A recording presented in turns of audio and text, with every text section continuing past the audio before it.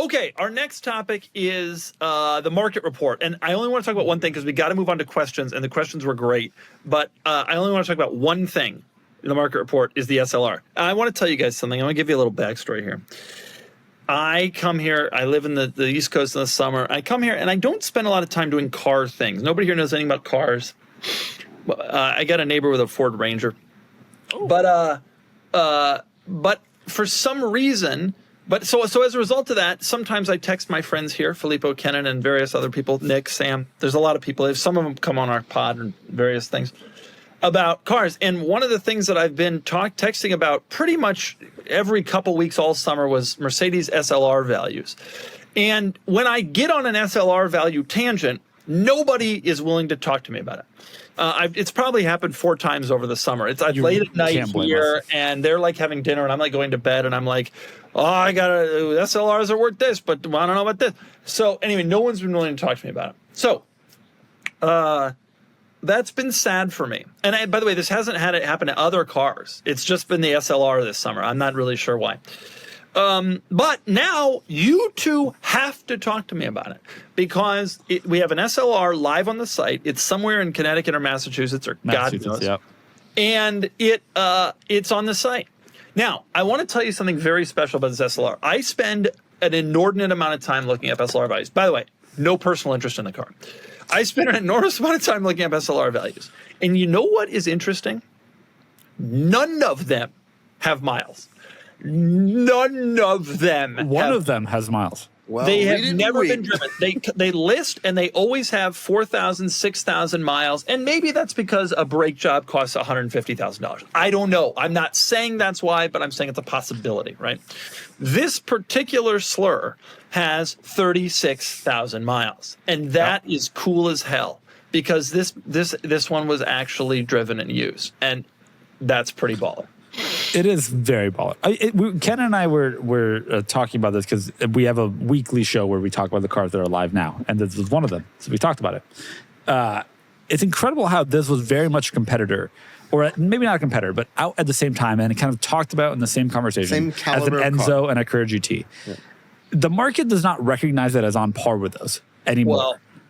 Well, and that's interesting. Various things have happened, but production numbers ended up being a big significant. 2157 is a lot of SLRs. That and it's 5-speed torque converter automatic. But wait, 2157 does not include the 722 or the Sterling Moss. It includes the Sterling Moss.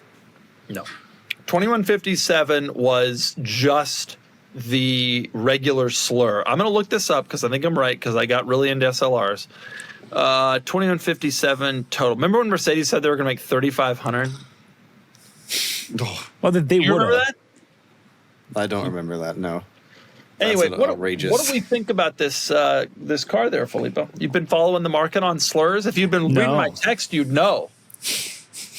Look, we have to pick and choose our battles. You just go on tangents, and sometimes we just let you go talk in a corner sometimes by yourself. I'm busy. This is one of the things. I don't know, man.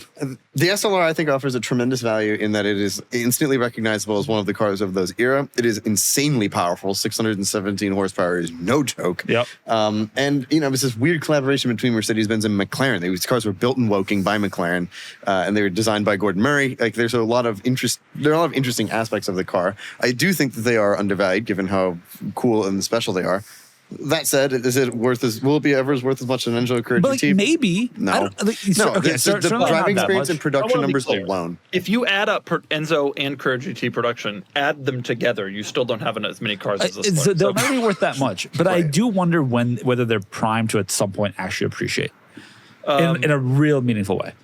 Maybe. People have been saying that for years. It's funny. We talk about how hated cars that were hated and they eventually rise, right? And I was thinking about it the other day. That's not always true. Like the LFA Rose, which I think is actually quite a similar car to the SLR, if you really think about it. Like bad automatic, not the most attractive, hated in its time, couldn't sell them, and then it kind of took off later. But for some reason, the LFA took off, but the SLR didn't. I don't really understand that. When I see an SLR, I freak. I absolutely freak. Like, For good reason. It's just so insane looking and so ridiculous. That long hood, the front thing that looked like Formula One, those wheels, the side exit exhaust. Like, I see one of those, and I'm like Kenan when he sees an E39 M5, you know, And or when a do you 540 see one IM of those? Sport. I want to be clear, but The M-Tech, the market- 03 M-Techs, yeah. so what do we think about this? Where's this headed, Felipe? You got any guesses? Huh? I don't, but interest should be high on a high mile one because, like, who knows, right? Not a We'll lot be of interested to comps see for what high happens. mileage. If you want one to drive, this is a good one. It's also got a red interior, right? Yep, Silver Arrow 300 SL Red. And who knows the market? I certainly don't pay attention to the SLR market, but You should. don't. You should. People have delivered that information to you. I don't know the last time I saw an SLR. For the fact that they made 2,200 of them, I see one less regularly than I see a Carrera GT. I saw one in Monaco. I took a picture of it somewhere. Right. Did Exactly. you? What was it? I What did. was it? A 722, a Roadster, a Coupe, a Sterling? No, it Moss? was a normie. It was a normie coupe. Dude, a silver coupe. Sometimes when it's a quiet night, the kids are asleep, and I got nothing going on, I'll think about getting a silver coupe. You dream about flipping open that cover on the center, on the shifter, and hitting that button, and hearing Yeah. it go. And then flipping open the cover on the center stack and turn on the radio. That's right. Important Give us task. the 308. Give us the 308, Ken, and then we have to move on to questions. Today's show is brought to you by Delete Me. Have you ever wondered how much of your personal info is out there online? Your name, address, phone number, even details about your family are being collected and sold by data brokers. Doug has been a huge fan of Delete Me for years and has recommended it to me as more of my personal information has ended up online. We're thrilled to have Delete Me back as a sponsor, and I finally took Doug's advice, and it's been massively helpful. Delete Me is a subscription service that removes your personal data from hundreds of data broker sites. You tell them what information to remove, and their experts do the rest. They keep working for you, constantly monitoring and sending personalized reports showing what they found and removed. Delete Me does the hard work of cleaning up your personal information online so you don't have to. Take control of your data and keep your private life private by signing up for Delete Me.